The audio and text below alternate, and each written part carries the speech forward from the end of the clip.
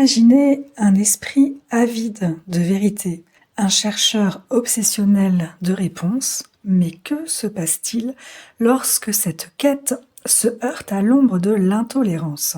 Aujourd'hui, nous explorons cette trajectoire de la rigidité intellectuelle vers l'ouverture du cœur.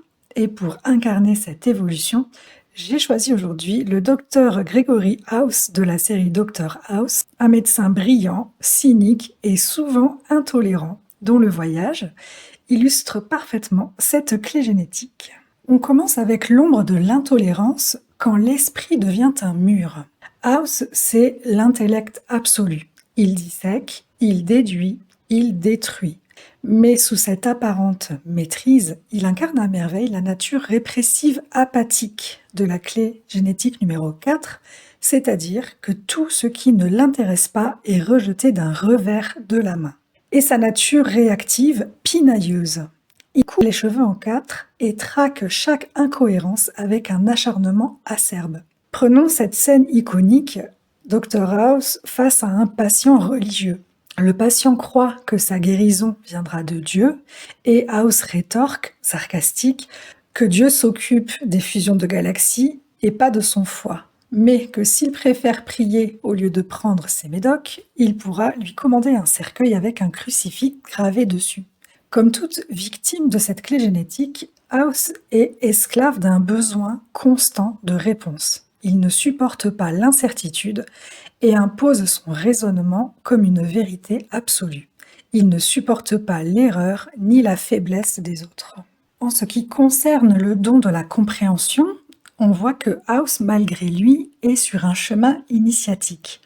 Épisode après épisode, à travers ses échecs, ses amitiés chaotiques et même sa propre souffrance, il commence à entrevoir autre chose que la simple résolution d'énigmes médicales. Il comprend que la vérité n'est pas seulement intellectuelle, mais aussi humaine. Un exemple marquant est sa relation avec Wilson. Dans un épisode, House manipule son meilleur ami pour prouver qu'il a raison. Mais il finit par comprendre que le lien humain prime sur le raisonnement pur. Et Wilson lui dit « Tu ne peux pas tout comprendre, House, tu es humain ». Une phrase qui résonne comme un électrochoc. C'est là que réside l'évolution de la clé génétique numéro 4, passer de « je veux avoir raison » à « je veux comprendre ». La philosophe trouve les réponses les plus importantes dans son propre cœur. Et quand le cœur embrasse l'inconnu, le pardon, dans la clé génétique numéro 4, ne concerne pas seulement les autres, c'est également se pardonner à soi-même. Entre autres choses, pour avoir cru que tout pouvait être réduit à des faits logiques. Dans les dernières saisons de Dr House, on voit son personnage abandonner petit à petit cette posture hyper rationnelle.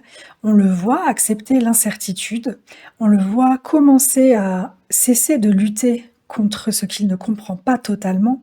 Et c'est ici le véritable saut quantique de la clé génétique numéro 4, c'est que la véritable intelligence n'est pas dans l'accumulation de réponses, mais dans l'acceptation de l'inconnaissable. La philosophe sait que tous les humains sont guidés par des schémas de blessures inconscientes et que nous ne pouvons pas régler nos relations à un niveau mental. Elle montre comment laisser de la place à la vulnérabilité, au pardon et au lâcher-prise. En apprenant à pardonner aux autres, nous pardonnons vraiment à certains aspects de notre moi supérieur, et lorsque nous cessons de nous accrocher à la culpabilité et au ressentiment, il y a soudainement de la place pour l'amour et la joie. Dans l'ancien Yiking, nous appelons cet archétype la folie juvénile. Voyons maintenant le lien entre la clé génétique numéro 4 et la clé génétique numéro 63, la détective ou la Colombo du zodiaque, en résonance harmonique. Donc comme Colombo, House ne lâche jamais une affaire, décortique les faits avec minutie et pose des questions qui dérangent. Mais il y a une différence clé, c'est que Colombo, malgré son apparence maladroite, laisse place au doute et à l'intuition. Il sait que les apparences sont trompeuses, alors que House, au contraire, refuse toute incertitude au début et impose sa vision des choses. Leur point commun, c'est une soif insatiable de vérité. La partenaire d'opposition de la clé génétique numéro 4 est la clé génétique numéro 49, ou la révolutionnaire, la Thomas Edison du zodiaque. Si la 4 veut comprendre, la 49 veut transformer. Cette opposition est assez fascinante. Quand House dissèque les problèmes, Edison les réinvente. L'un veut répondre et l'autre veut détruire pour reconstruire. Donc, on a affaire à deux intelligences différentes, mais qui se complètent dans un dialogue perpétuel.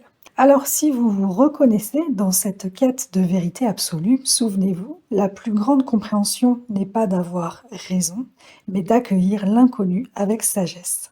Merci d'avoir voyagé avec moi dans les mystères de la clé génétique numéro 4. Et vous, où en êtes-vous sur ce chemin de compréhension? Partagez vos réflexions et à la semaine prochaine pour un nouvel épisode. En attendant, prenez soin de vous. Ciao, ciao!